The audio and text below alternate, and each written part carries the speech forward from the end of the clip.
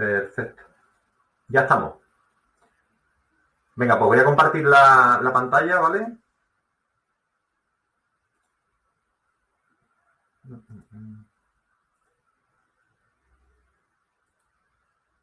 ¿Veis mi pantalla? Sí. Vale, perfecto. A ver. Estáis viendo, ¿no? ¿Estáis viendo bien la pantalla? Sí. Perfecto. Vale, muchas gracias. Venga, empiezo. Comentaros. Lo que he preparado es un pequeño resumen de lo que yo considero que debe ser importante que conozcamos como agente de aduana y como transitario en lo que respecta a mercancías peligrosas y un poquito lo que es el código de mercancías peligrosas.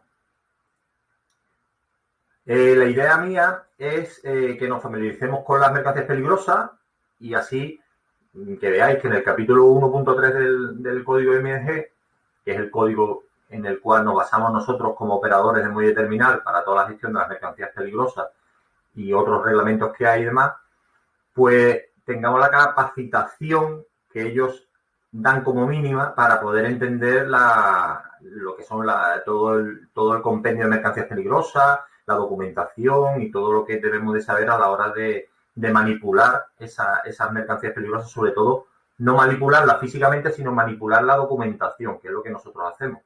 Si ya también entráramos en la manipulación de las mercancías peligrosas de manera física, tendríamos que irnos, como veremos después, en el capítulo ese 1.3 para que veáis los distintos niveles de formación que exige el código IMRG, ¿no? Que veáis también las funciones del operador de muelle terminal de mercancías peligrosas en los puertos. Como sabéis, en la empresa somos unos pocos de operadores. La empresa ha ido haciendo formaciones para que distintos personales se hagan operadores de muelle terminal de mercancías peligrosas y que veáis un poquito las funciones, responsabilidades y que por qué cuando nosotros pedimos datos como a los distintos departamentos, bueno, pues sepáis un poco por qué os los pedimos, que no es por gusto, sino es muchas veces para hacerlo bien, ¿no? Para intentar que esa mercancía peligrosa, ver si podemos hacerlo en cantidades limitadas, que sean excepcionadas y sobre todo que tengáis en cuenta que deben de cumplirse unas determinadas exigencias del código, porque si no se pueden transportar este tipo de mercancías, ¿no? Y después siempre, pues, conocer soberanamente un poquito la aplicación de gestión que tenemos en Portel, nada más que os voy a poner qué es la aplicación y que veáis la pantalla y que veáis un poco cómo gestionamos nosotros la mercancía peligrosa con esa pantallita, muy, muy brevemente, porque no es tampoco significativo para vosotros como transitario ni como agente de aduana, ¿vale? Y así seamos capaces de revisar y controlar la documentación, que es lo más importante en este sentido. Yo he dividido la planificación en la parte del código que se llama IMDG, porque son las siglas inglesas del Código Internacional de Mercancías Peligrosas por vía marítima. En el código que hay actualmente en vigor, ahora lo veremos, el 3918 y el 4020. Ahora os explico por qué más tarde está en vigor el código y las enmiendas 3918 y 4020, y ahora lo vais a entender perfectamente. Y la introducción a la figura del operador muelle terminal y a lo de IMOWeb 3.0, para que lo veáis. Pues empezamos. Las mercancías peligrosas, ¿qué es lo que son y por qué son útiles, ¿no? Pues lo más importante, la definición de mercancía peligrosa son sustancias o artículos que pueden suponer una amenaza para las personas, los bienes o el medio ambiente. Esa es la definición de mercancías peligrosas que nosotros manejamos.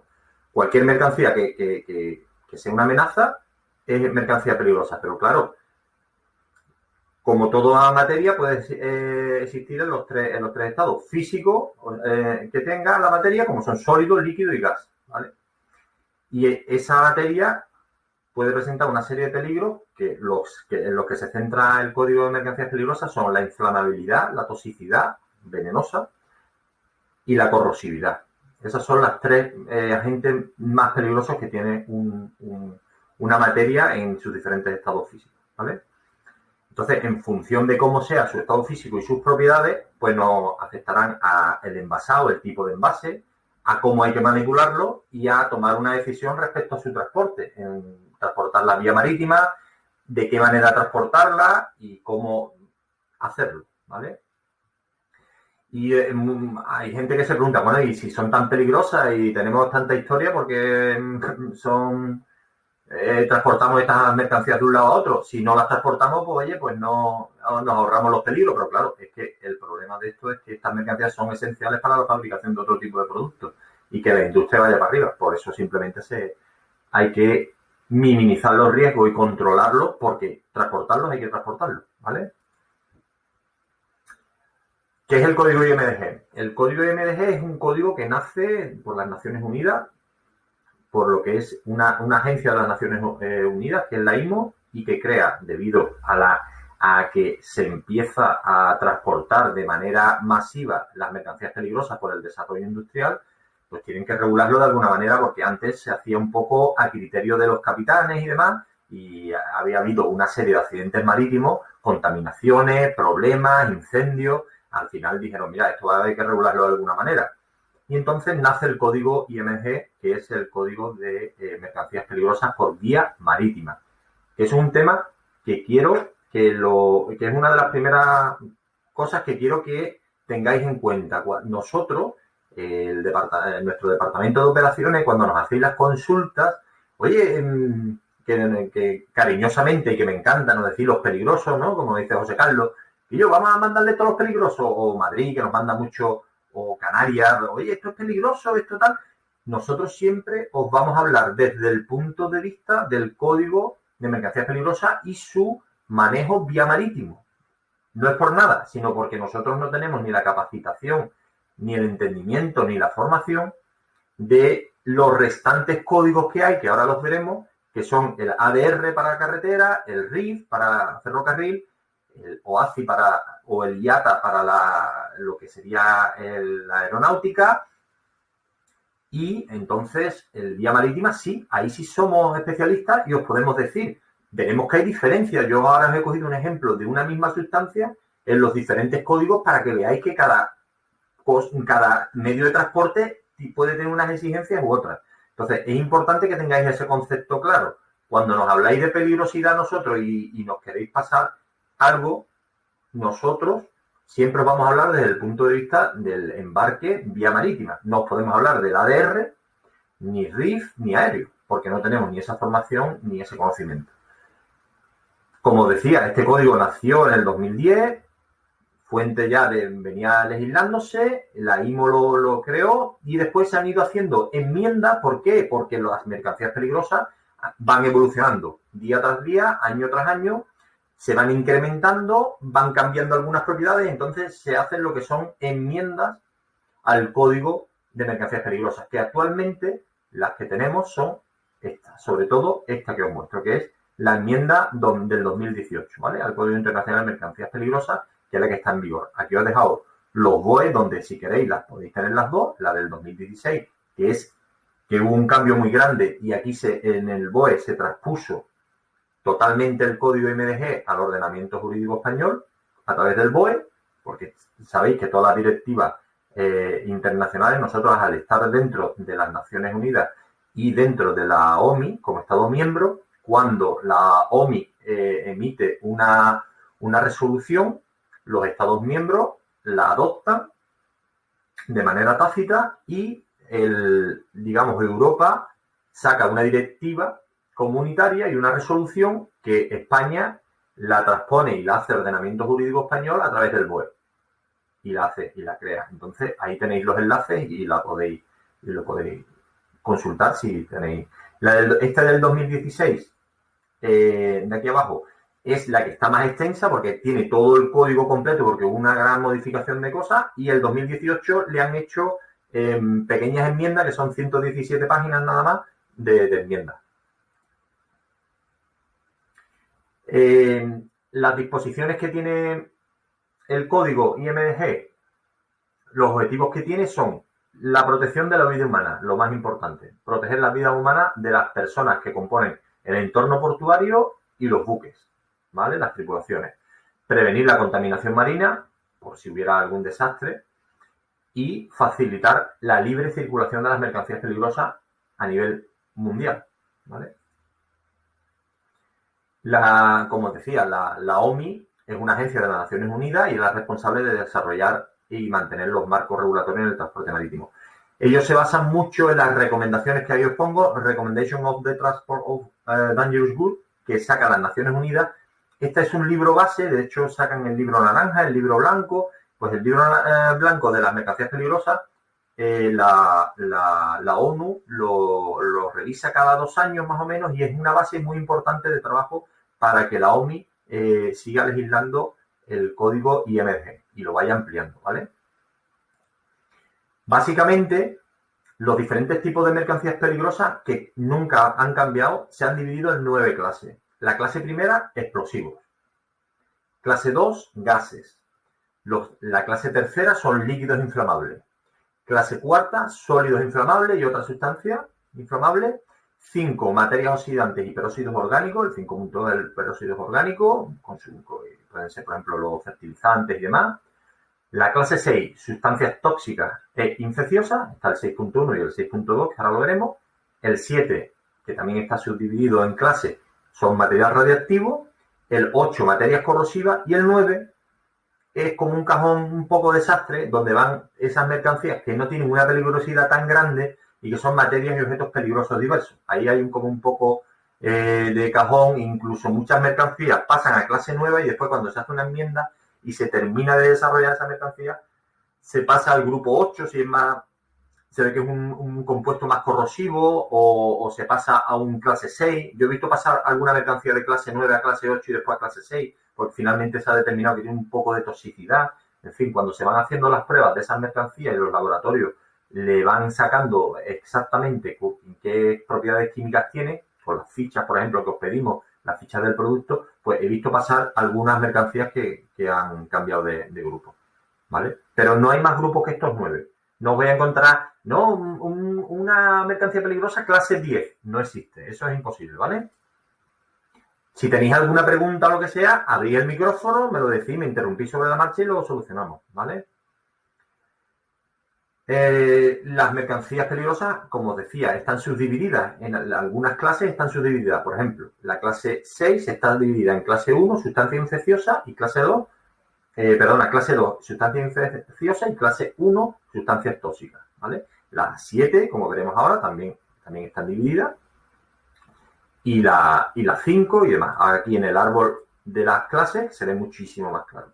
¿Veis, por ejemplo, la clase 1 de explosivos tiene la 1.1, la 1.2, la 1.3. Después pasamos a la 1.4.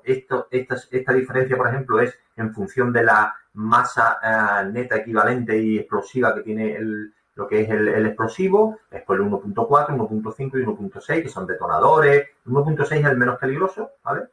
La clase 2 también está, no hay subclase, pero sí está dividido en 2 grupos. Y tiene también perdonadme, sí está dividido en el grupo de inflamables, y este que veis aquí en verde es por la compresibilidad que tiene el gas, ¿vale? Porque estos son el de los gases. Como podéis ver, aquí está todo el árbol de la mercancía, o sea, de las clases, perdón, y de las subdivisiones que tiene. Como veis, estas pegatinas son las que utilizamos para identificar las mercancías peligrosas que, en función de que sean a un elemento de transporte como un contenedor o un camión, utilizaremos el tamaño, porque esto está normalizado en el código, de 25 por 25, y si son mercancías que van en palet, que también hay que rotularlas, pues se utilizan unas más pequeñitas de 10 por 10. Son los 2 tamaños que utilizamos de mercancía, ¿vale? Todas las mercancías peligrosas se identifican de una manera inequívoca por el número ONU, que le llamamos el UN number, y los nombres de embarques adecuados, que es el proper shipping name, que es el nombre de la mercancía, ¿vale? Esto facilita, y esa clasificación, esto es como el código arancelario cuando sacamos las mercancías con su codiguito. Pues ahora lo vais a ver rápidamente, que ya me imagino que vosotros lo conocéis. Por ejemplo, el cloroacetato de etilo, que lo he puesto aquí como ejemplo, pues está clasificado como 6.1, sustancia tóxica. Entonces su número ONU es el 1181 y su nombre de expedición o nombre o el PSN es el cloroacetato de etilo, ¿vale? Aquí veis un ejemplo de la tabla, la primera parte de la tabla de las mercancías, de la lista de mercancías peligrosas que nos da el código MDG, donde podemos ver el número, que es inequívoco, y la mercancía. Después nos da la clase de subdivisión, los riesgos secundarios. Ahora veremos un poquito esto sobre la marcha, ¿vale? La segunda parte de la tabla nos da las instrucciones para si fueran con cisterna, en fin, una serie de disposiciones y demás, y nos habla de las propiedades y observaciones principales. Dice que es un líquido inflamable, incoloro, penetrante con olor a fruta, punto de inflamación superior a los 54 grados Celsius, inmezcible con el agua, en caso de calentamiento desprende humo tóxico y corrosivo, entonces esto hay que tenerlo en cuenta a la hora del transporte. Nunca se nos ocurriría poner esto sobre cubierta, por ejemplo, en un cruce de los trópicos, para que no haya una evaporación masiva de este líquido, salvo que vaya con un recipiente o un envase exterior que nos garantice que eso no se produzca, ¿vale? La aplicación del código y las prescripciones del código IMDG se aplican en todos los buques, vía marítima, evidentemente, y en todos los buques en los cuales se aplican el convenio SOLAS y el convenio MARPOL. Estos dos convenios son dos convenios internacionales, que es el SOLAS, el de la seguridad de la vida humana en el mar, del 74, y el MARPOL, ¿vale? El convenio de la prevención de la contaminación marítima. Esto es importante, parece una tontería, pero no lo es, porque si un barco no está bajo el código SOLAS o el MARPOL, tampoco aplica el IMDG. O sea, nos podríamos encontrar un buque que no está por circunstancias de su tonelaje, ni su pabellón está adscrito al código SOLAS o MARPOL, que es muy raro porque son buques de menos de 500 toneladas de GT, entonces nosotros tampoco le podemos aplicar el código MDG. ¿Qué ocurre? Que entonces podríamos hacer un embarque muy libre de esas mercancías peligrosas. Pero esto no se da porque ya casi la flota mundial completa está bajo la aplicación de estos dos códigos internacionales. Y ya os digo, los únicos exentos para no cumplirlo son que están fuera de norma, están fuera de la OMI y que son menores de 500 GT. Y menores de 500 GT hoy en día un barco mercante es muy raro tenerlo, ¿eh? La aplicación del código MDG pues amplía disposiciones o sea, amplía las materias de seguridad y prevención de la contaminación en cuanto a mercancías peligrosas de esos dos códigos, porque se dieron cuenta que tanto el SOLAS como el MARPOL se quedaban en mercancías peligrosas un poco, porque son más antiguos que el código MDG, se quedaban un poco cortos, y entonces disgregaron la parte de mercancías peligrosas de esos dos códigos y sacaron el código MDG, ¿vale? Y aquí os he puesto en rojo una cosita muy interesante, y es que es verdad que hay algunos países que legislan a la hora de las mercancías vía marítima un poco más severamente y piden mayores medidas y son más estrictos que el propio código IMDG. Eso sí está permitido. O sea, el código IMDG, perdón, es un código de mínimos.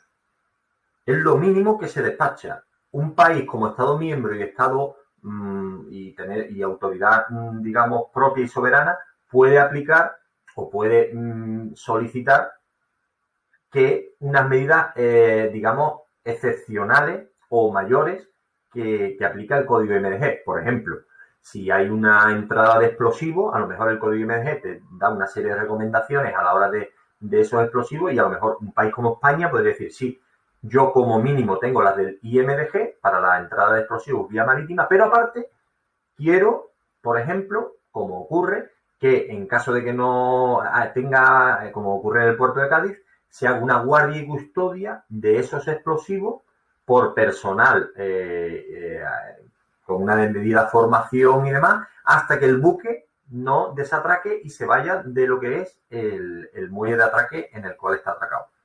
Pues es un requerimiento y digamos, unas reglas más estrictas que pone el puerto de Cádiz en este momento para esa entrada de explosivos. En Sevilla, por ejemplo, son más livianas. En Huelva serán otras. Cada puerto puede hacerlo de una manera. En Haifa o en el Cairo puede haber otro tipo. Entonces es importante conocer también que el código IMDG es un código de mínimo y que en algún sitio, puerto de descarga o puerto de embarque, nos pueden pedir medidas más, digamos, exigentes del propio código IMDG. Y eso no porque hagamos y estemos teniendo en cuenta solamente el código IMDG, hemos cumplido. Puede ser que Canadá, por ejemplo, tenga unas medidas ahora muy severas y tendríamos que conocerlas a la hora de hacer un embarque de mercancías peligrosas, ¿vale? Aquí os decía que este detalle, que lo subrayaba ahí también, cuando se envían mercancías peligrosas es importante estar al tanto de cualquier restricción o requisito que pueda aplicarse en un país o puerto en particular. Es muy importante, porque ya os digo que no solo es el código IMDG. Un país soberano puede poner su propia normativa que será superior a la del IMDG, ¿vale? También existen otras normas, como os comentaba, el ADR, para el transporte por carretera, el convenio, el apéndice C del convenio relativo al transporte de internacional por ferrocarril, el RIC, las instrucciones técnicas de transporte sin riesgo de mercancías peligrosas por vía aérea de la OACI, de la Organización de Aviación Civil Internacional, y que son distintas, como vais a ver ahora, de un poco del código IMDG, ¿vale? Aquí os pongo, ahí, os he puesto las tablas para que veáis las diferencias de los 4 códigos. Este es el código IMDG, este es el RIC, el segundo, el tercero es el OACI y el cuarto es el ADR. Veis que una sustancia, que es el cloroacetato de etilo, aunque tiene evidentemente la misma clase y grupo, pero después a la hora de los riesgos, ellos, por ejemplo, en el RID lo clasifican el TF1, que aquí en el código de IMDG no aparece. En las situaciones e instrucciones de embarque pueden variar. Aquí está la IBC 02, que está aquí como las instrucciones del RIC, pero bueno, ahí cada código tiene su nomenclatura y es importante conocerla. Por ejemplo, aquí esta sustancia en el aéreo, en las aeronaves de carga, la cantidad neta máxima por bulto son 60 litros, mientras que a lo mejor aquí en el marítimo no hay esa excepción, ¿vale? Entonces, es lo que trato de transmitiros, de que los distintos códigos pues tienen distintas exigencias. En resumen, el código IMDG exige que las mercancías peligrosas sean clasificadas e identificadas. Lo más importante es que sepamos, tengamos las sustancias bien clasificadas por grupo y subclase y subdivisión, y que estén identificadas, porque visualmente tenemos que saber de un golpe rápido qué grupo es. Es muy importante de cara a la seguridad. La persona que está embarcada, el tripulante, el marino que va en el barco, en una situación de peligro debe saber rápidamente a qué clase es, y de un vistazo sabe si va a explotar, si va a expandirse, si es un riesgo tóxico, si es un riesgo de corrosión. Rápidamente debe saber qué es lo que... Las primeras medidas a tomar son muy importantes, y eso es simplemente identificando. Porque, como bien sabéis vosotros, en un camión o en un container cerrado no se sabe lo que hay. No se sabe ni el número de bulto ni nada, como no sea con el manifiesto, y muchas veces ni lo sabemos. Entonces, es conveniente tener clasificado y bien identificado lo que es la mercancía peligrosa.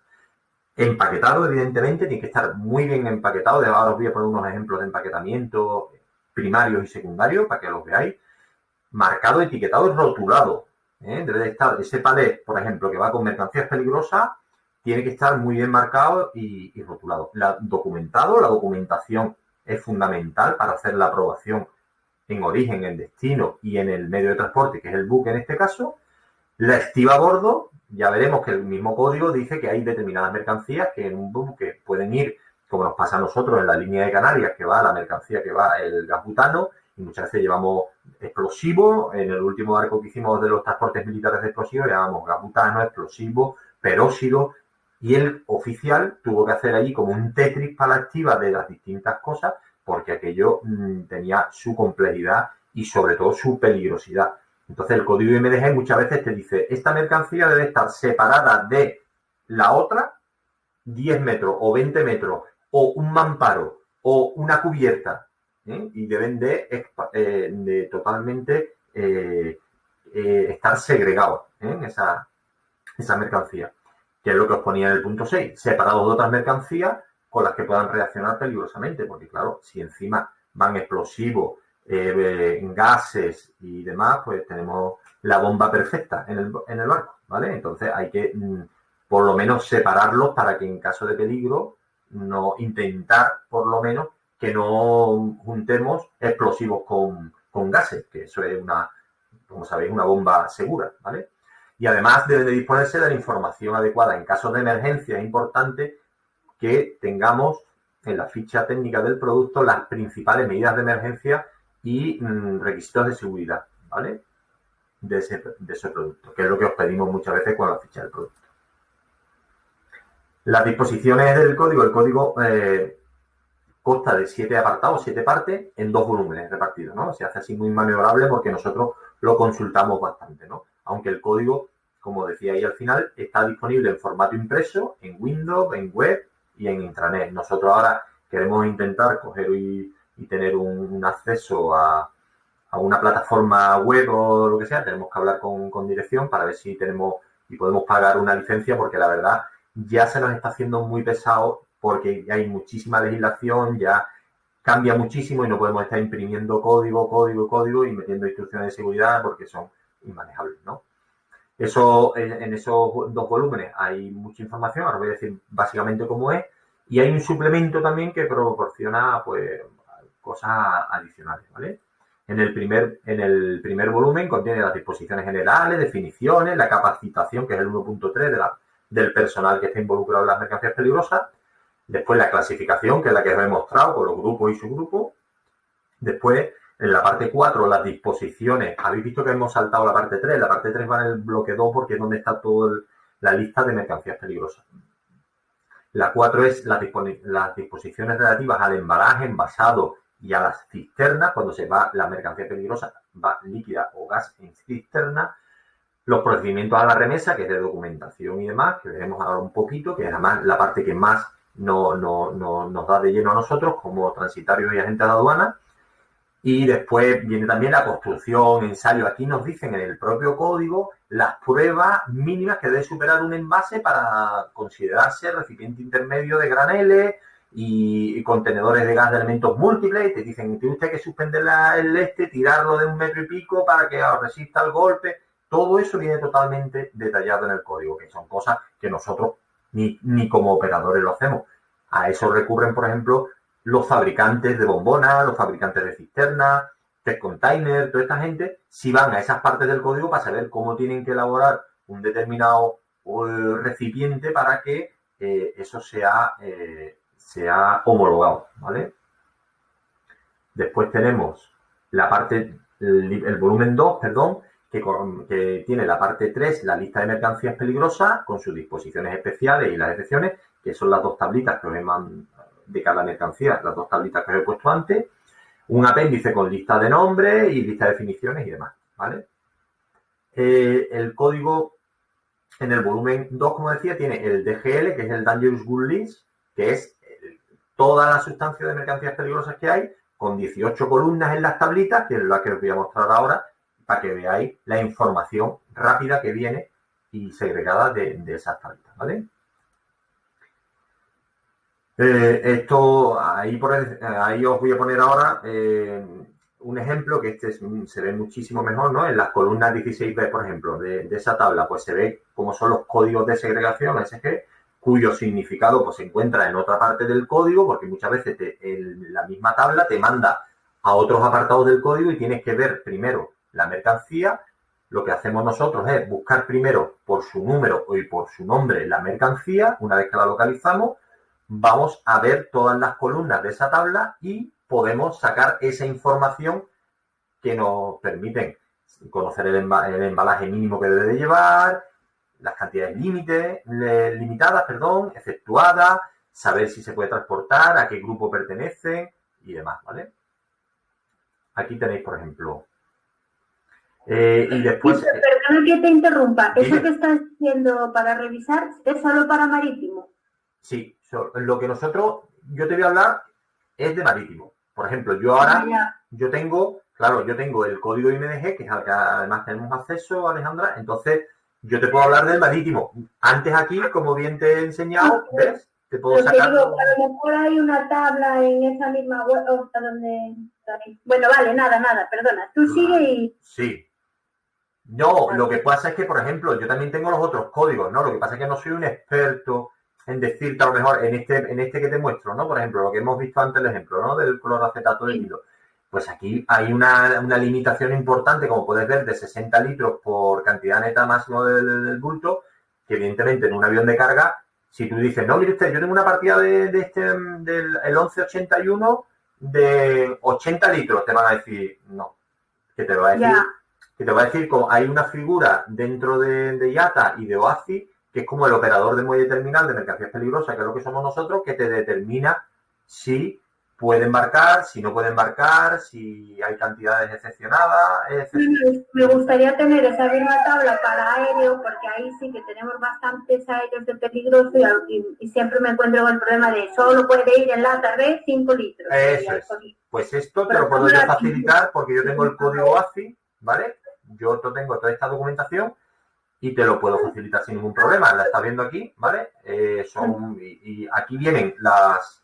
Bueno, ahora se cargará. Son 1030 páginas. Entonces, claro, este es el problema, Alejandra, que es lo que te comentaba.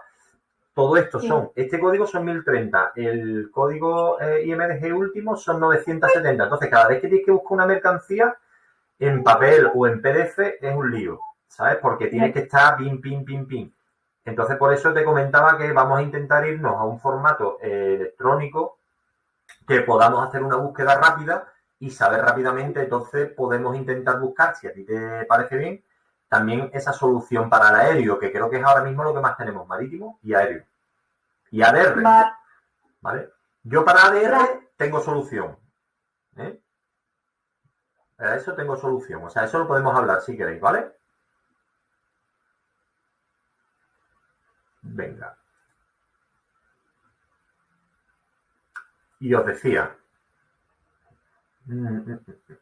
Bueno, la actualización del código. El código, como os decía antes, cada 2 años se hace una revisión, y se transponen las recomendaciones de las Naciones Unidas, y aparte hay unos comités dentro de la OMI y de las Naciones Unidas, que son unos comités de expertos que van haciendo pues enmiendas a este código del IMDG, ¿no? Y cada enmienda se mantiene durante 3 años. Y ahora os voy a hacer os voy a explicar y os voy a poner unos gráficos para que entendáis por qué es así y que está muy bien pensado, la verdad, considero yo, ¿vale? En estos cambios, pues lo que os decía antes, se refleja la inclusión de sustancias o a nuevos artículos con nueva clasificación o modificación, porque os comentaba antes, algunos artículos nacen en ese pequeño cajón desastre de la clase 9 y después pueden evolucionar al 8 o al 6. Entonces, hay que clasificarlas nuevamente, ¿no?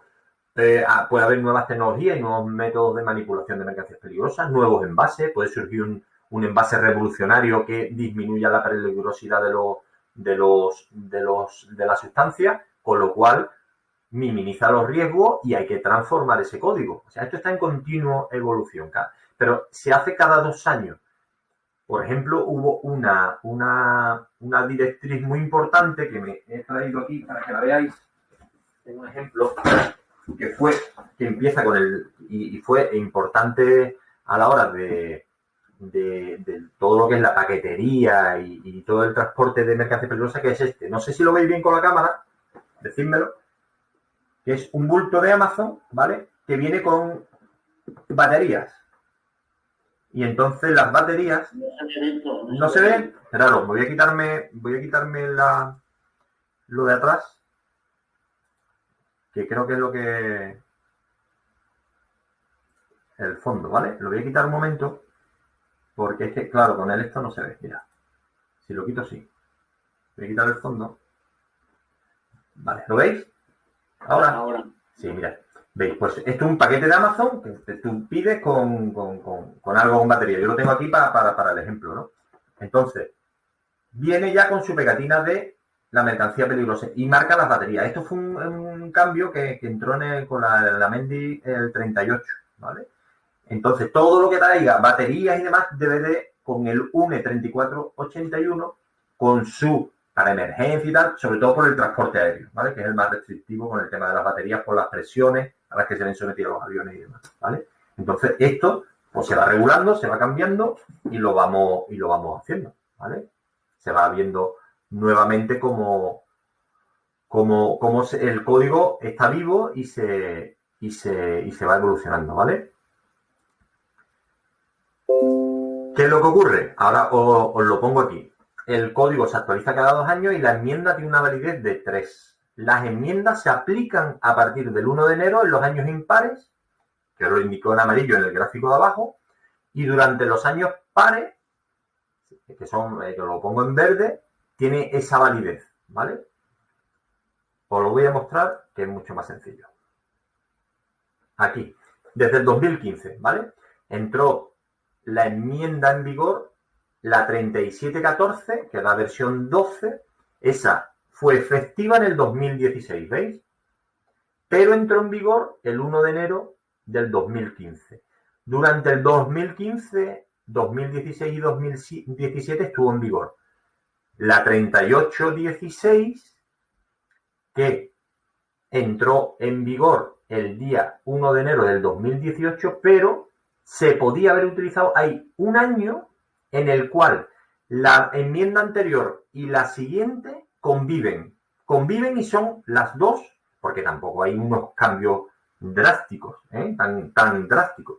Entonces, durante esos años impares conviven esas dos enmiendas. Tú te puedes acoger a una y otra. Y este año, en el 2017, fue cuando esta enmienda de lo de las baterías que os he mostrado antes dio mucho quebradero de cabeza, porque había en la del 2017,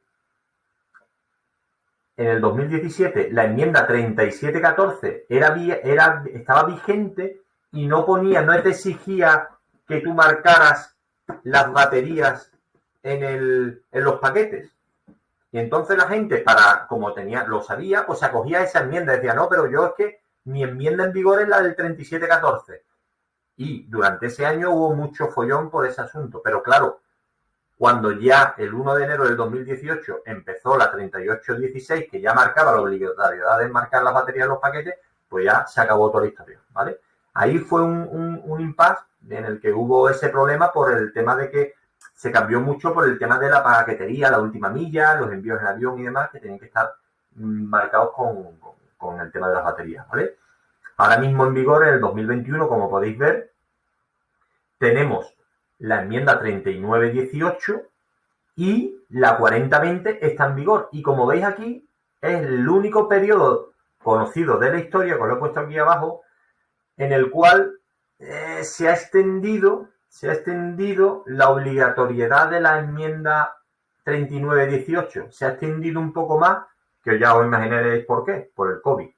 Como no ha sido imposible investigar, elaborar todo el tema del teletrabajo y toda la historia, se ha extendido un poco más la enmienda 3918 hasta la mitad del 2022, que será viable, y esta enmienda 4020 va a tener una vigencia de oficialmente de medio año del 2022 y la del 2023, ¿vale? Eso es una curiosidad por el tema de la pandemia. Ahora bien, el código IMDG en el punto 1.3 habla de los requisitos de formación obligatorios para el personal de tierra, ¿vale? También habla del personal de a bordo y demás. El personal de tierra deberá recibir información sobre los contenidos de las disposiciones relativas a las mercancías peligrosas en medida de sus responsabilidades. Esto es un poquito de brindis al sol, porque como os decía, el código IMDG es un código de mínimo y no te va a decir exactamente lo que debes de hacer ni el programa, te da unas recomendaciones, ¿vale? Pero dice, las entidades que contraten personal en tierra determinarán qué miembros deben de recibir la formación, qué nivel de formación se requiere y qué método de instrucción deberán utilizarse para cumplir con las disposiciones del código IMDG, ¿vale? Era un poco lo que os os quería decir que en el código marca que es obligatorio recibir esta información, o esta formación que yo trato de compartir con vosotros. Aquí podéis ver los ejemplos donde te dice las personas en tierra que se dediquen a, por ejemplo, a clasificar mercancías peligrosas, arrumar, marcar, etiquetar, rotular, cargar, descargar unidades. Por ejemplo, José Luis, que cargue y descarga unidades de transporte. Ahora veremos que José Luis, que puede tener contacto, ¿no? José Luis y Fernando, que están allí en el PI, o nosotros en el... Lo que pasa es que nosotros los de operaciones, los tres somos operadores de muelle terminal mercancías peligrosas, entonces nosotros sí que tenemos mucha formación de este tipo. Pero ellos sí que les voy a preparar, si quieres José Luis, a ti y a Fernando, os voy a dar una pequeña formación también a vosotros de consejos que os voy a dar de manipulación con el tema de las mercancías peligrosas por si manipuláis algo, ¿vale? Y entonces presentar mercancías peligrosas para el transporte, aceptar mercancía, manipular, en fin. Y la que yo os he marcado ahí, preparar documentos para el transporte de mercancías peligrosas. Nosotros, como agentes de aduana, no, pero como transitarios sí preparamos documentos que recibimos del cliente. La recibimos del cliente, pero sí es verdad que preparamos documentación de cara a las navieras. Manejamos esa Dangerous Goods Declaration, o sea, esa declaración de mercancías peligrosas, y a priori deberíamos de conocer qué es lo que estamos haciendo, porque no podemos ser menos transmisores de documentación. También podemos pasarle ese filtro al cliente y decirle, mire usted, que a usted le falta esto o esto no está del todo correcto, ¿vale?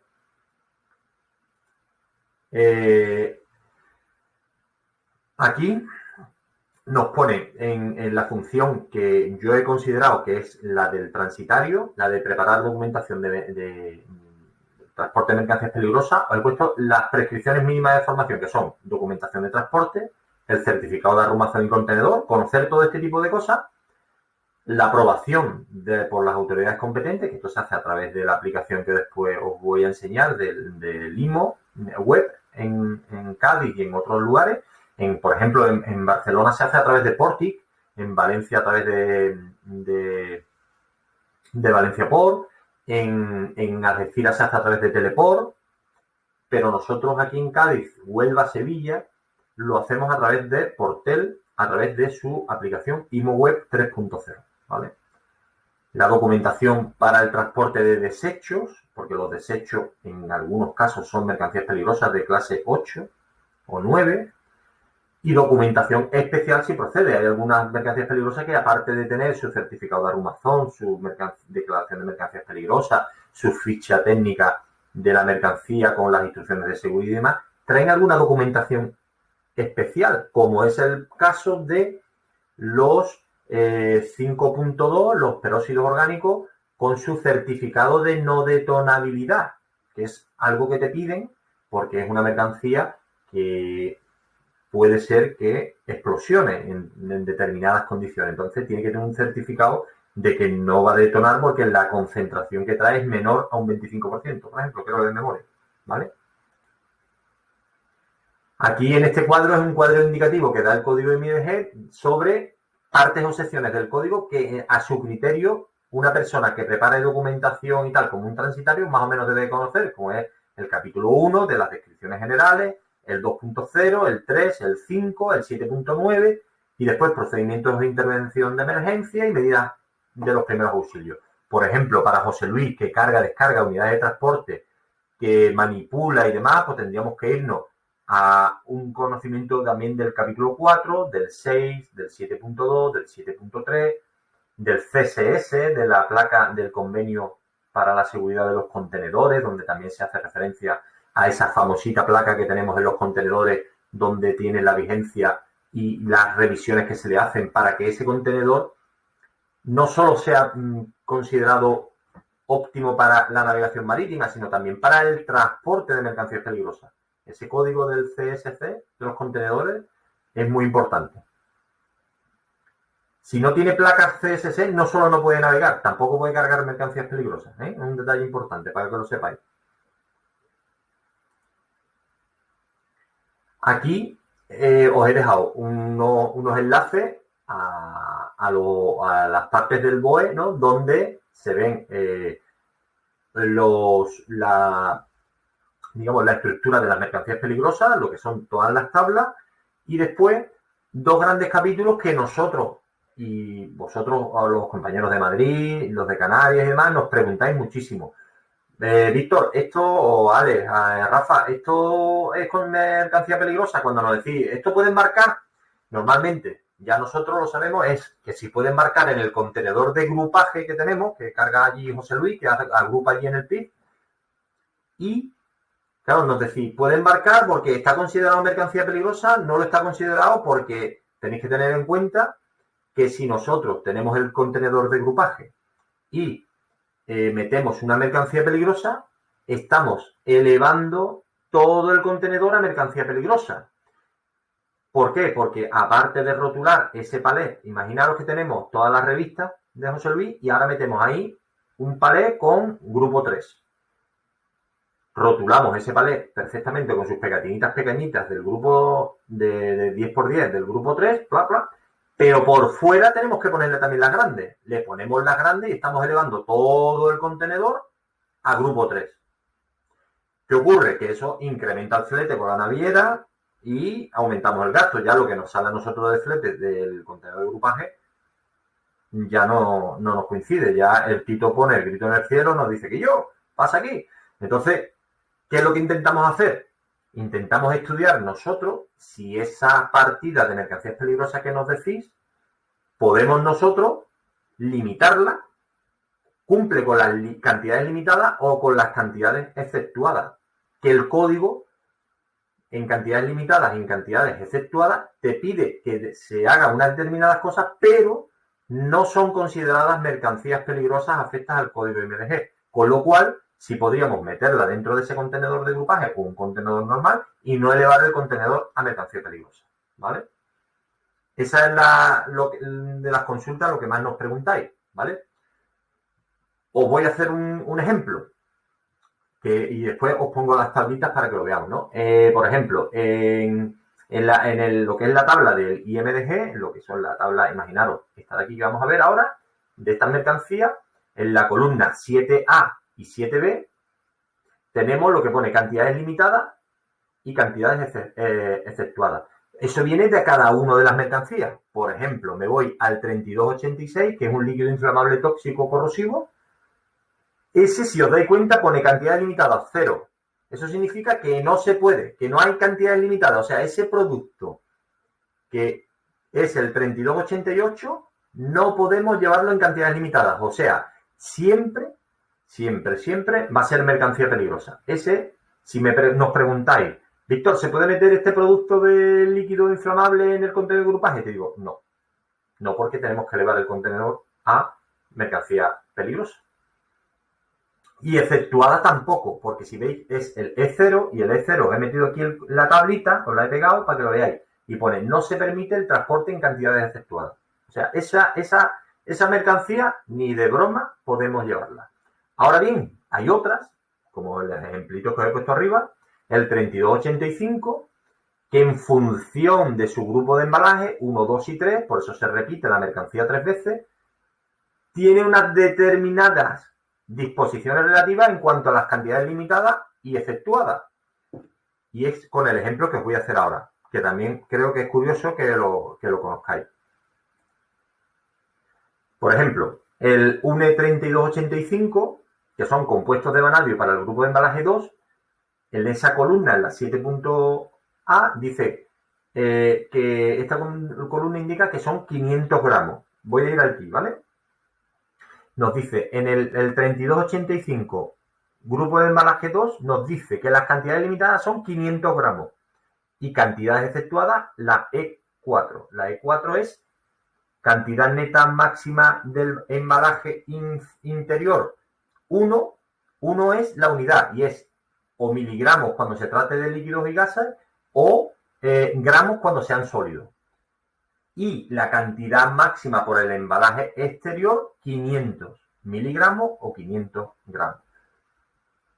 ¿Qué significa esto?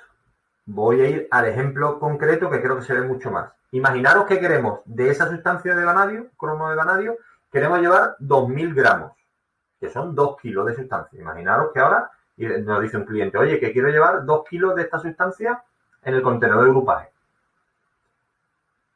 Nosotros o lo elevamos a mercancía peligrosa y hacemos, imaginaros la carita del cliente cuando le dijéramos, no, mira que este contenedor de 20 pies va solo para ti con 2 kilos. Eso sería ilógico, no hay nadie que lo haga eso. Pero para llevárnoslo a cantidades limitadas, enviaríamos un contenedor con 2 cajas, cada una con 2 envases de 500 gramos etiquetados. ¿Por qué? Porque nos dice, oye, este cromo, que es envase 2, en el grupo embalaje 2, la cantidad limitada son 500 gramos. Y efectuadas serían el E4. El E4 nos da aquí la máxima de 1 gramo o 1 mililitro por envase interior y 500 miligramos o 500 gramos por envase exterior. Quedaros con esas cifras, ¿vale? Entonces, nosotros tendríamos que podríamos hacerlo de 2 maneras, o en cantidades limitadas o efectuadas. En limitada nos iríamos que en el mismo contenedor podríamos meter con más mercancía, evidentemente, pero porque ya sería cantidad limitada y no le estaríamos elevando al contenedor a mercancía peligrosa. Entonces podríamos compartirlo con más mercancía, pero sí deberían de ser 2 cajas separadas, cada una con 2 envases cada caja de medio kilo. Una caja tendría 1 kilo y otra caja tendría otro kilo. Y eso en un contenedor. Pero si nos fuéramos a las efectuadas, como la E4 nos dice que el máximo es 1000 unidades por cada elemento de transporte, nos tendríamos que separarlo y llevarlo. Si quisiéramos aplicar las efectuadas, deberíamos de separar en 2 contenedores distintos. Y serían 2 bultos o 2 cajas con 500 gramos cada una, y cada una de esas cajas debería dar 500 unidades de 1 gramo. Con lo cual, en este caso, lo más lógico es al cliente decirle, mire usted, que es lo que os decimos, usted para llevar esto en cantidades efectuadas, olvídese, porque esto es una locura. Tú no vas a llevar, salvo que ese cromo vanadio fuera una historia muy radiactiva, una historia muy rara, con un envase muy especializado que fuera de 1 gramo, normalmente nadie envasa en cantidades de 1 gramo. Entonces, lo más normal sería tratar con el embarcador de hacer envases de 500 gramos, 2 envases, 2 cajas y en un mismo contenedor, ¿vale? Por eso es muy importante cuando os damos el coñazo diciendo, ¿pero qué envase trae? ¿Cómo viene la mercancía? Yo sé que es un molesto a lo mejor, porque en el día a día estáis con el cliente, estáis cerrando el booking con la naviera, estáis tal, pero para nosotros es vital, para garantizarle al cliente que podamos limitarle la cantidad para que no sea considerado mercancía peligrosa, tenemos que tener esa información, porque si no, una cosa muy importante, la responsabilidad es nuestra. Si nosotros le decimos al cliente que para adelante con el embarque metemos estas cantidades y hay un problema y al final no nos hemos adecuado y hay una inspección y hay un desastre o hay cualquier historia y se ve que realmente esto no era una cantidad limitada o exceptuada, la responsabilidad va a ser nuestra por haberle dicho al cliente y no haber declarado el contenedor. Y aquí hay un tema muy, muy, muy delicado, que ahora lo veremos, y es que el operador de muelle terminal, que somos nosotros, tiene responsabilidad personal. O sea, Rafa, Ale, José Carlos, no sé si Borja también creo que es operador, ellos lo saben. La responsabilidad es personal, no es Bernardino Abad, es Víctor Gómez, Rafael Torres, Alejandro Quetá, José Carlos Capdevila, con lo que lleva, que eso lleva responsabilidad penal. Entonces, si hubiera algo penal porque hubiera dolo o culpa, en fin, que no, ya serían casos muy extremos, pagaríamos personalmente nosotros. Aunque Bernardino, evidentemente, tiene un seguro que nos cubre a nosotros ante este tipo de circunstancias. Pero que lo sepáis, que el operador de muelle terminal responde con su responsabilidad personal. Como el agente de aduana, el que firma a los José Carlos. ¿Perdona? ¿Quién hay por ahí? No, es que estaba yo aquí pensando que si había, o sea, me he quedado, pero no, cuando has dicho ya lo de operadores, que es para vosotros. Nosotros, sí. Por ejemplo, desde el Departamento de Internacional, aunque demos el ok a un embarque y pase algo, nosotros ya estamos cubiertos, no tenemos responsabilidad. No. Vosotros no. Vosotros no tenéis responsabilidad en este tipo, tenéis otro tipo de responsabilidades, pero no además personales. Tú lo sabes bien porque tú sabes mucho más de Nacional que yo. Pero que no es vuestro. Por eso, cuando nosotros damos el follón con las mercancías peligrosas, es porque estamos poniendo en juego nuestra responsabilidad personal nosotros, ¿me entiendes? Que al final ya os digo, a mí no me preocupa porque para eso sabéis cómo son Nino y Javier y cuando yo les expuse y empezamos a hacer el tema de operador de muelle terminal y las mercancías peligrosas, que empezamos cuando yo entré en la empresa y tal, yo se lo expuse y les dije, yo no tengo problema en levantar esto, pero tenemos este pequeño problema que yo tengo la responsabilidad y ellos me dijeron, sin problema, nosotros vamos a hacer un seguro que ya tenemos, se ampliaron las coberturas, quiero recordar, y tenemos un seguro que todos, si cometemos un fallo con un despacho catastrófico, esto y tal, nos cubre un seguro de responsabilidad profesional. Entonces, ese está ampliado las coberturas para que nos respondan ante un tema de mercancías peligrosas también. Pero, evidentemente, vosotros como gestionáis la documentación y demás, no tenéis responsabilidad. Vosotros tenéis que evaluar bien la documentación, pero no tenéis responsabilidad, ¿vale? Ya. Para eso estamos nosotros, ¿vale? Ya te has quedado más tranquila, ¿eh? Sí. No preocuparos. Ya me parecía a mí raro, ¿no? Pero... Bueno, no preocuparos. O sea, yo me imagino que es como cuando fletamos un barco. Ahí va, ese es el gran tema. En la leche, pero no hasta el punto de pagar yo el barco. Por eso te digo que cuando hay un fletamiento también me pongo yo nervioso y digo, menos mal que yo no fleto, pero tú sí.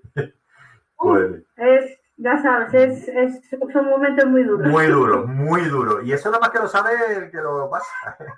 Sí. Mira, entonces, para que lo entendáis, porque antes os he hablado de envases interiores y envases exteriores, os he puesto estos grafiquitos para que veáis la cantidad de envases que hay y demás. Los envases interiores son el envase inmediatamente, el que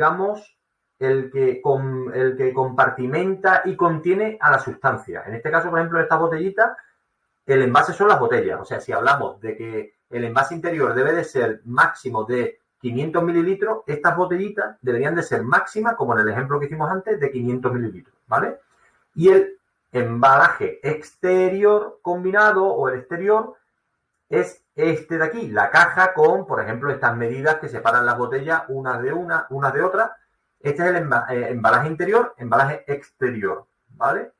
Estos son, por ejemplo, pues en este caso, un letrerito de homologación de la caja y esto es lo que nosotros después consideramos un bulto, una caja, un palé, en fin, ya lo sabéis.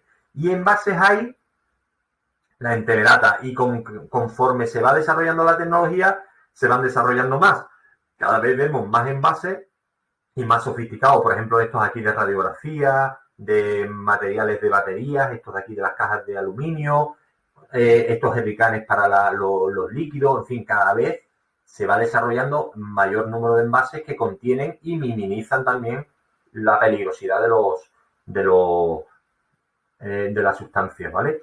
Y eso está codificado, los envases, los bidones de acero, por ejemplo, son el 1A1, el A12, los de aluminio el 1B1, el 1B3, y eso cuando se hacen las declaraciones de mercancía, muchas veces veis en el código de la mercancía peligrosa, se pone mercancía peligrosa UNE, numerito 1265, no sé qué, envase interior 1A1, pues ese es el código que te dice que es un bidón de acero, ¿vale? De cartón, plástico y tal, y te da el grupo de embalaje. Como si os acordáis antes, había 3 grupos de embalaje, el grupo de embalaje 1, el 2 y el 3, que cada uno, me voy a ir aquí, se utiliza para, el embalaje 1 son sustancias de alta peligrosidad, con lo cual será más restrictivo, el 2 es para una peligrosidad media y el embalaje 3 es para sustancias de muy baja peligrosidad. Entonces, si os vais aquí a esta tablita, veréis que cuanto menos peligroso es la sustancia y el grupo de embalaje, te aumentará el peso o el volumen de ese embalaje, ¿veis? En el grupo 3 pues son 400 kilos, 60, mientras que aquí en el grupo de embalaje 1 pues son 125, ¿vale? Sigo. En los procedimientos relativos a la remesa viene todo lo que serían las disposiciones generales, marcado y etiquetado de los bultos, rotulación, documentación y disposiciones generales, ¿vale? Comentaros un poquito antes que hemos hablado de una cosa y quiero hacer una incidencia, porque cuando le decimos al cliente, mire usted que esto puede ir en el contenedor y son mercancías peligrosas en cantidades limitadas, pero le damos unas instrucciones. Los ha pasado con Alejandra, con Alejandra Moncada y con Alejandro, y le hemos mandado cómo deben de ir etiquetados y demás, que lo veréis aquí. En las cantidades limitadas, por ejemplo, en todo lo que es la parte de la segregación, todo lo que tiene, y tiene que llevar un etiquetado que delimita, ahí va, perdonadme, que delimita que es cantidad mínima, o sea que los bultos también hay que rotularlos, y debe de llevar ese pequeño rombo de 10 por 10 con esas dos líneas, que eso son bultos que tienen cantidades limitadas. Y hay que presentar la declaración de mercancía peligrosa, pero anotando que va en cantidades limitadas. Y entonces es cuando muchas veces entra la contradicción. Bueno, pero si presento la declaración, estoy presentando una mercancía peligrosa. No. Si eso va en cantidades limitadas, ese producto, tú presentas la declaración de mercancías peligrosas, pero en cantidades limitadas y no tiene validez del código para subir esa mercancía a mercancía peligrosa. Lo que pasa es que esa documentación es vital porque viene información relativa a la mercancía y las cantidades que trae. Pero tú estás diciendo que va y asegurando como embarcador, que es donde decía Alejandra, ¿no? La responsabilidad la tiene ahí el embarcador que está diciendo, porque nosotros como operador operamos, aprobamos, revisamos, asesoramos, pero nosotros no somos el embarcador. A mí me viene un contenedor que me dice que trae 5 palés en cantidades limitadas de un determinado producto y yo me lo tengo que creer. Yo no abro el contenedor para ver que eso viene así. Entonces, el embarcador que firma la Dangerous Goods Declaration, la declaración multimodal de mercancías peligrosas, está siendo responsable de que eso viene en cantidades limitadas, de que es ese producto con ese número y demás, ¿vale? Y eso es importante. Nosotros siempre, cuando vayamos a cantidades limitadas, os mandaremos las instrucciones, les diremos, tiene que poner este rombito y mandarnos la Dangerous Goods Declaration, con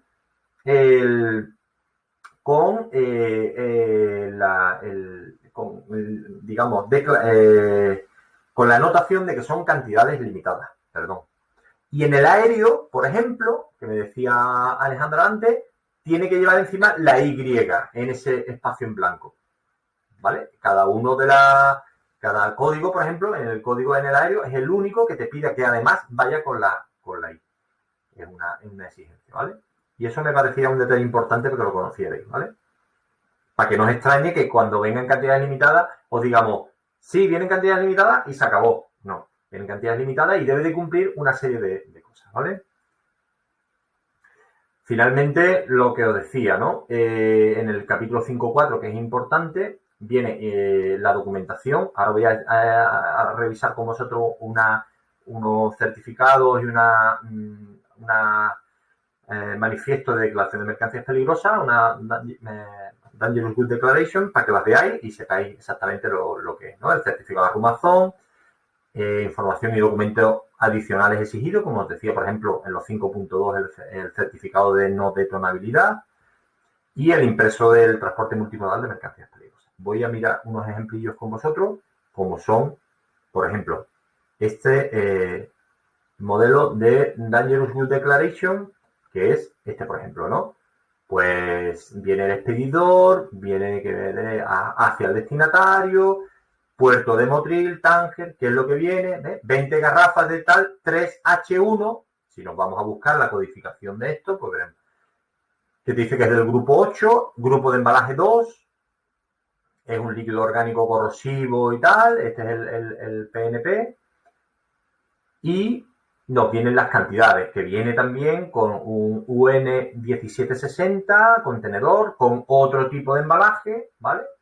Y viene firmado, como podéis ver, por el expedidor, ¿vale? Que es el responsable y está certificando y que cumplimenta todo eso, ¿vale?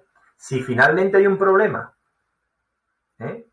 y se ve que esto aquí falta lo más importante, que es la número de contenedor o algo así, o el camión y demás, ¿vale? Identificación del contenedor de vehículo y demás. Este se me ha pasado a mí, no lo he rellenado. En este hay un problema con este contenedor, imaginaros, y después se determina que esto fue porque realmente no era un UN3265, sino era un producto radioactivo que explosionó, o un líquido inflamable, en vez de ser un grupo 8, era un 3 y explosionó, o un gas y tal. La responsabilidad no es nuestra, la responsabilidad es del expedidor que ha mentido en lo que llevaba a bordo, ¿vale? Otro ejemplo os pongo. Nuestros amigos de CEPSA, pues lo que nos pasaban semanalmente cuando hacíamos los embarques de CEPSA, con su firma de ellos. Aquí sí venía el remolque, ¿vale? Con todas las bombonas y todas las mezclas, ¿vale? Voy a quitar y voy a poner otro, a ver qué es lo que era.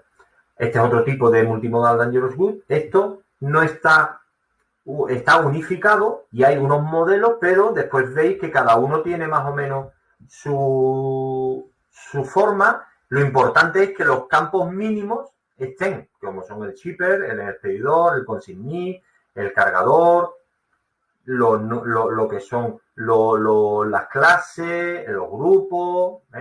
Esta está muy bien, viene aquí con sus envases primarios, qué packing group es, qué tipo de neto tiene, bruto, y firmado por ellos, ¿veis? Esto es la firma de ellos.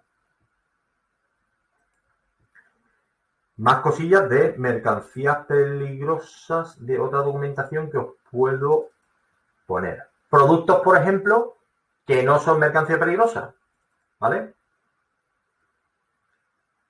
Y una cosilla que os voy a comentar para que rápidamente, cuando recibís de un cargador esto, muchas veces nos mandáis estas fichas de datos de seguridad de los clientes y nos decís, Víctor, Rafa, Ale, ¿esto es mercancía peligrosa? Pues si os vais, esta es la ficha de datos de seguridad de todos los productos. Esto viene por un código internacional legislado, la cantidad de apartados que tiene que tener, lo que debe de tener cada apartado, ¿vale? Si os vais al 14, si mal no recuerdo de memoria, os dice aquí. En el 14 es información relativa al transporte, ¿vale? Entonces dice, no es peligroso en el transporte en caso de accidente y vertido del producto natural según el punto número 6 con las instrucciones de seguridad y de emergencia. Te viene 14.1, número ONU, y te dicen, no es peligroso para el transporte. O sea, no está clasificado como una mercancía peligrosa, ¿vale? En el punto 14, rápidamente os dais cuenta de si es o no mercancía peligrosa. Esta es la ficha de datos de seguridad de otro producto. Os vais al 14 del tirón, Perdonadme que está el sistema un poco lento.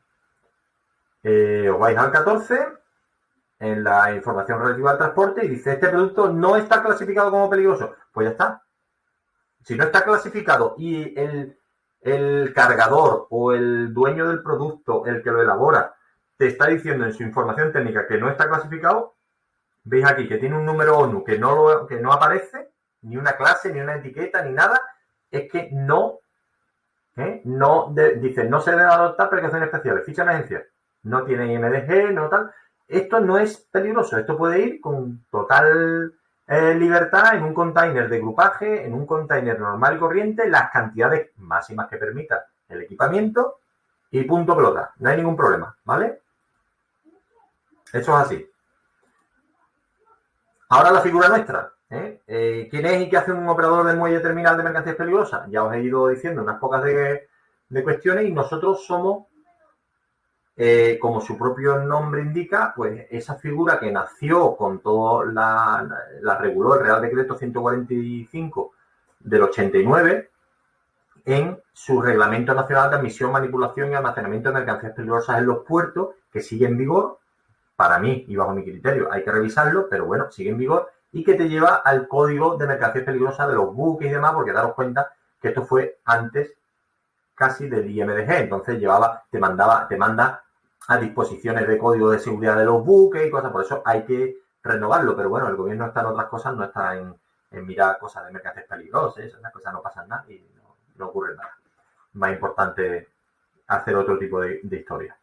Y nosotros somos los que estamos en los muelles, en la interfaz muelle-terminal, entre buque, terminales y puertos, para que todos los medios de transporte, rodado, ferrocarril, aéreo, marítimo, todo lo que llega al puerto, podamos embarcarlo vía marítima, ¿vale? A nosotros nos llega y nosotros también somos responsables y hacemos algunas veces operaciones con los depósitos de Puma Energy, que tienen mercancías peligrosas almacenadas en los depósitos, y eso es una terminal. Nosotros somos los operadores muelle-terminal. Tenemos la parte del muelle y la parte de las terminales, ¿vale? En este Real Decreto se regula toda la figura del muelle terminal y la admisión de mercancías peligrosas a los puertos, que, como os digo, bajo mi criterio, hay que hacerle una actualización, que desde el 89 ya lloví. Aquí nos da la definición exacta de nuestra figura. Es la persona física, ojo, persona física, no persona jurídica, persona física profesionalmente capacitada, bajo cuya dirección la empresa implicada efectúa la manipulación de mercancías peligrosas, ¿vale?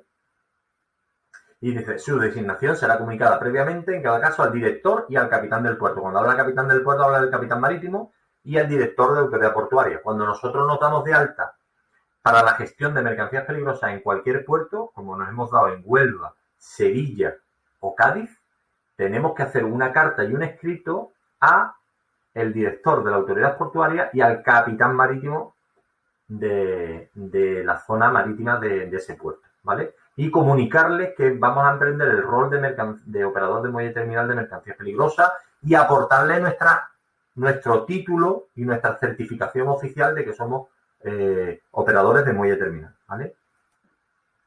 Este es el procedimiento que sigue lo que es una declaración de mercancía peligrosa.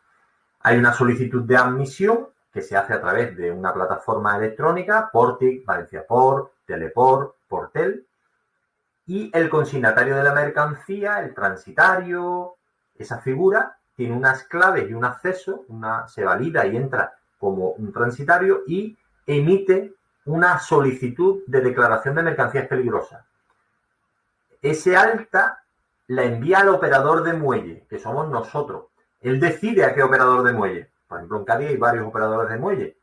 Está Berger, está Lolaport y está Bernardino Abad con nuestras figuras, ¿no? Entonces, él decide y dice, yo esto quiero que me lo tramite mi operador de muelle, que es Bernardino Abad, en la figura de Víctor Gómez, ¿vale? Me la mandan a mí y yo digo, ¿la acepto o no la acepto?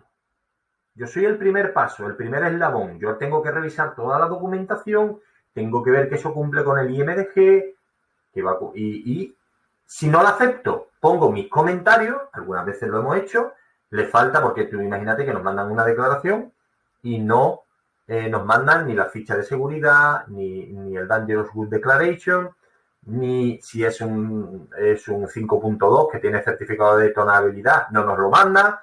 Evidentemente, paralelamente a eso, yo le mando un correo o una llamada al cliente y le digo, mire usted que le falta esto, antes de mandarle una no aceptada y mandarle los comentarios, ¿no? No queda bien mandarle a tu cliente, mira, no te lo acepto porque te falta todo esto.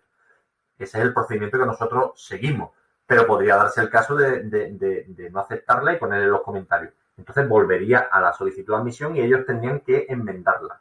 Si yo la acepto, va como ventanilla única a Autoridad Portuaria y a Capitanía Marítima.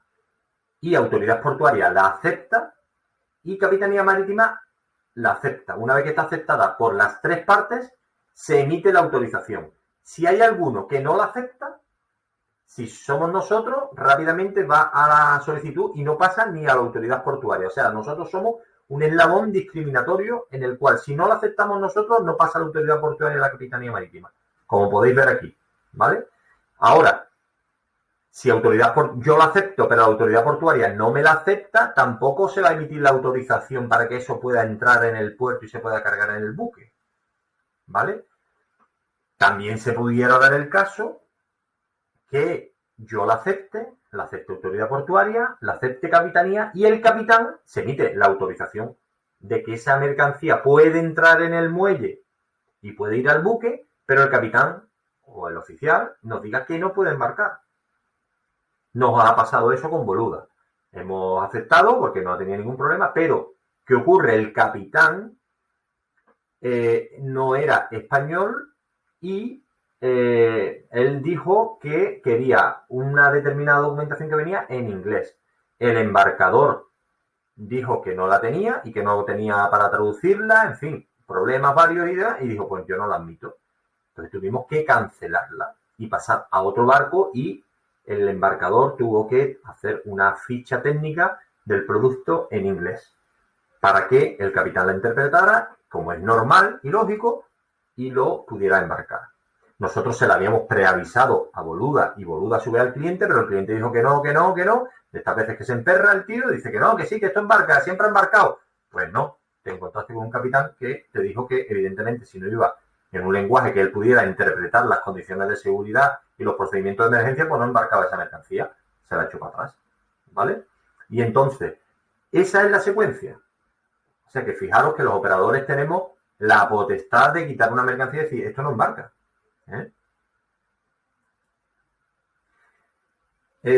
Aquí veis que el ámbito de aplicación de nuestra figura son las zonas portuarias. Zonas portuarias es todo, tanto agua como mar, o sea, perdona, como lámina de agua, como terrenos, donde se realicen operaciones con mercancías peligrosas clasificadas.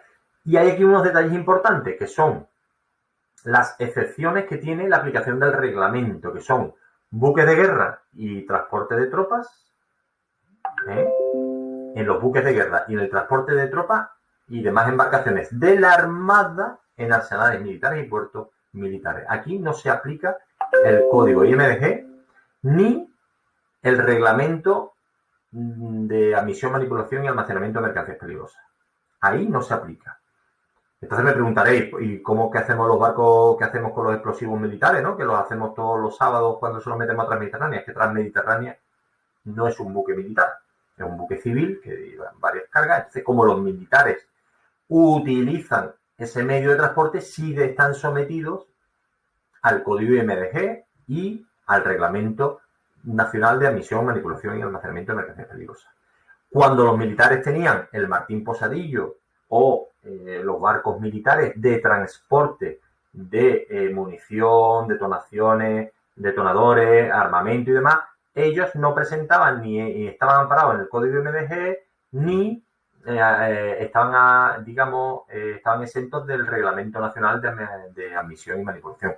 Ellos tienen otros protocolos, no creeros que ellos que van ahí a los salvajes, ellos tienen otros protocolos y otros procedimientos que pueden ser incluso a lo mejor más exhaustivos que los del IMDG y se basan en eso, ¿vale? Las provisiones, equipos y pertrechos, así como combustibles del buque, no se consideran mercancías peligrosas.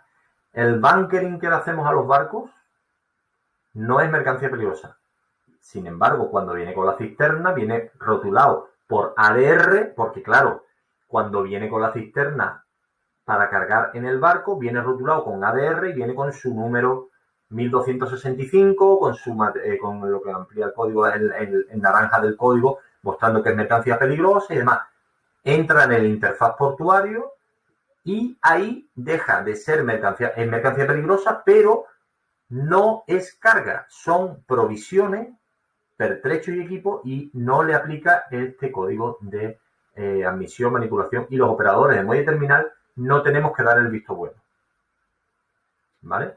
Y después, bueno, pues algunas mercancías peligrosas que por su cantidad y embalaje se eximen del código IMDG de ser consideradas como tales. Cantidades limitadas y cantidades exceptuadas, ¿vale? Esas son las tres excepciones que tenemos para no la aplicación del código y que nuestra figura de operador de muelle terminal no tenga efecto, ¿vale? Ya estoy terminando, ya me queda muy poquito. Después, ahí lo que llamamos mercancía bajo el artículo 15 son mercancías que aquí las veis, que por su naturaleza y especial peligrosidad exigen una autorización especial del director de la autoridad portuaria, que evidentemente el director no la firma, pero la firma por orden porque el Departamento de Seguridad le dice al director, mire usted que viene nitrato amónico y qué tal, el tío la firma y ya está. Pero el nitrato amónico con una concentración igual superior al 23%, antes de ir el 25 es el 23, que es un peróxido orgánico, debe de tener una autorización especial bajo el artículo 15 del director del puerto para embarcar. Desechos químicos, el cloro, gases similares, cianógenos, ferrosilicio, materiales radioactivos, explosivos 1.1, 1.2 y 1.3. Cuando nosotros hacemos el transporte militar, que hacemos este sábado precisamente, tenemos una adenda que hacemos con todo lo que es el transporte de los militares, que la tramitamos con la Guardia Civil y demás, o la pirotecnia, por ejemplo, cuando embarcamos pirotecnia, hacemos una adenda con control de intervención de armas de la Guardia Civil y vigilancia de un guardia de seguridad que está homologado para llevar explosivos y ese guardia de seguridad permanece al lado del buque hasta que el buque desatraca. Y si es 1.1, 1.2, 1.3, debe tener una autorización especial, aparte de la que viene a través del sistema de IMOWeb, del director del puerto firmada, ¿vale? Con los militares de este sábado ya la tenemos prevista y ya está firmada, ¿vale? Los peróxidos orgánicos, como decía, mercancías infecciosas en alto grado, pues todo el tema de guerra biológica, el coronavirus, si lleváramos un recipiente de coronavirus para su estudio en un laboratorio o algo, pues imaginaros si necesitamos una autorización especial o no, ¿vale? Líquidos inflamables cuyo punto de inflamación sea mayor a menos 18 grados centígrados, ¿vale? Después, lo que os decía, ¿no? Aquí en este certificado nos dice que para la emisión de mercancías peligrosas en cantidades limitadas se debe de emitir un certificado de cumplimiento, que es este antiguo que está en el BOE, en el que se publicó el reglamento, pero esto se sustituye ya hoy en día con lo de las cantidades limitadas, ¿vale? No obstante, esto sería válido. Este certificado de cumplimiento podría, entre comillas, sustituir a la Dangerous Goods Declaration que pusiera cantidades limitadas. Sería igual de válido. Y después, bueno, comentaros obligaciones del operador, pues la limpieza del muelle. Nosotros se supone que cuando vamos a hacer una operación y tenemos, sobre todo cuando son artículos, mercancías bajo el artículo 15, debemos de estar presentes. Nosotros, una de nuestras obligaciones es estar presentes en las operaciones. Pues por eso vamos a las pirotecnias, a las mercancías peligrosas importantes, tenemos que estar allí. Y de hecho vamos. Es uno de los hándicaps que tenemos, por ejemplo, en Algeciras, que lo hemos comentado con Berna, que yo sé que tiene muchas ganas de poner el departamento de mercancías peligrosas en funcionamiento, y se puede poner, evidentemente, pero nosotros desde aquí no podemos pilotarlo, porque podemos asesorar, ayudar, pero tenemos que estar físicamente, y más en Algeciras, que Algeciras es un puerto que pide que el operador vaya a la entrada del muelle y acompañe el vehículo desde la entrada hasta el recinto de mercancías peligrosas, ¿vale? Pues aquí tenéis limpieza de muelle, los accesos, las comunicaciones, las mercancías peligrosas envasadas. Nos dice que deben de responder un informe entregado a la solicitud de admisión, sistemas de alarma que se encuentran en perfecto estado, comprobar con el centro de control de la autoridad portuaria que las comunicaciones son buenas entre el barco, el operador, que en este caso son por teléfono, antes estaba la radio. Por eso os digo que todo esto debería de ser un poquito revisable ya, ¿no? Y que hubiera un poquito de revisión por parte de la autoridad. Y ya por último, comentaros, bueno, pues que hay el sistema este que os voy a mostrar ahora, que es el de IMOWeb, ¿vale? Os voy a abrir el correo de nada más que un vistacito muy rápido, que es este, para que veáis la plataforma. ¿Qué es lo que hacemos nosotros? Nos metemos en esta plataforma con nuestro usuario y contraseña. Y como podéis ver aquí, tenemos todas las solicitudes, ¿vale? Que nos ha enviado, mira, por ejemplo, pues ahora el Ejército, como decía, Estos son la 0456 es del el embarque de gas que tenemos este fin de semana. Y estos son los del ejército que tenemos. Estos son los de Boluda. Los 12 son de Boluda. ¿Vale? Y entonces nosotros recibimos la solicitud aquí. Aparece como enviada. Nosotros venimos aquí a la parte nuestra de operador de muelle. Y aquí daros cuenta que se nos abre una ventanita, nos dice autorizar, denegar, rechazada con error y observaciones. Nosotros la autorizamos, le damos aquí, ¡plac! Y está autorizado. Previamente, pues hemos revisado que se ha enviado toda la documentación. Vamos a meternos en una cualquiera y miramos la documentación, ¿vale? Y aquí, pues mira, está todo colgado. El Dangerous Good Form, la battery. Pues vamos a meternos en una. A ver qué pasa. Pues mira, ahí está acumulador de energía, con todos los datos, nos dice lo que es, la ficha técnica, y nos va diciendo pues todas estas cositas. Ellos nos han mandado este tipo de documentación, bueno, esta no le hace falta, pero... Y a ver en el Dangerous Good. Vale, pues aquí viene. Este es el Dangerous Good Declaration, firmado digitalmente, con el container, el número, la batería y tal. Ya os podéis imaginar